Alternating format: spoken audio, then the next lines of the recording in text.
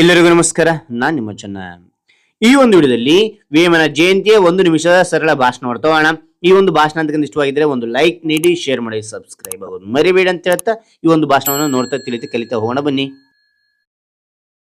ಈ ಸಭೆಯಲ್ಲಿರುವ ಎಲ್ಲರಿಗೂ ನಮಸ್ಕಾರ. ಇಂದು ನಾವು ಮಹಾನ್ ದಾರ್ಶನಿಕ, ಸಮಾಜ ಸುಧಾರಕ ಮತ್ತು ಪ್ರಜಾಕವಿ ವೇಮನ ಅವರ ಜಯಂತಿಯನ್ನು ಆಚರಿಸುತ್ತಿದ್ದೇವೆ. ಅವರಿಗೆ ನನ್ನ ಭಕ್ತಿಪೂರ್ವಕ ನಮನಗಳು.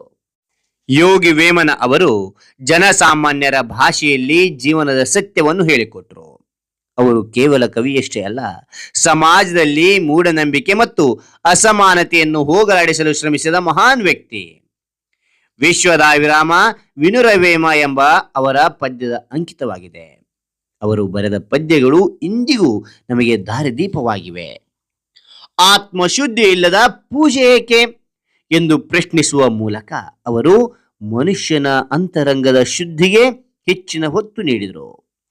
ಸರಳತೆ, ಪ್ರಾಮಾಣಿಕತೆ ಮತ್ತು ಮಾನವೀಯತೆಯನ್ನು ಬೆಳೆಸಿಕೊಳ್ಳುವುದೇ ನಾವು ಇಂದು ವೇಮನ ಅವರಿಗೆ ಸಲ್ಲಿಸುವ ನಿಜವಾದ ಗೌರವವಾಗಿದೆ.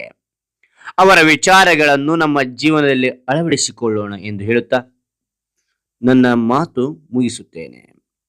ಮಾತನಾಡಲು ಅವಕಾಶ ನೀಡಿದ ತಮಗೆಲ್ಲರಿಗೂ ನಮಸ್ಕಾರ. ಜೈ ವೇಮನ, ಜೈ ಕನ್ನಡ ತಾಯಿ. ಹಾಗಾದ್ರೆ ಈ ಒಂದು ಭಾಷಣ ಅಂತ ಇಷ್ಟವಾಗಿದ್ರೆ ಒಂದು ಲೈಕ್ ಅನೇಕ ವಿಡಿಯೋ ಪ್ರೋತ್ಸಾಹ ತುಂಬ ಸಿಗುತ್ತೆ. ಇನ್ನೊಬ್ರು ವಿಷಯ ಸಾಧ್ಯ ಇಂತ ಅನೇಕ ವಿಡಿಯೋ ಚಾನಲ್ ಸಬ್ಸ್ಕ್ರೈಬ್ ಆಗಿ ಮತ್ತೊಂದು ಹೊಸ ವಿಷಯದೊಂದಿಗೆ ಮತ್ತೊಂದು ಹೊಸ ವಿಡಿಯೋ ಭೇಟಿ ಆಗ್ತೇನೆ. Thank you for watching. Bye.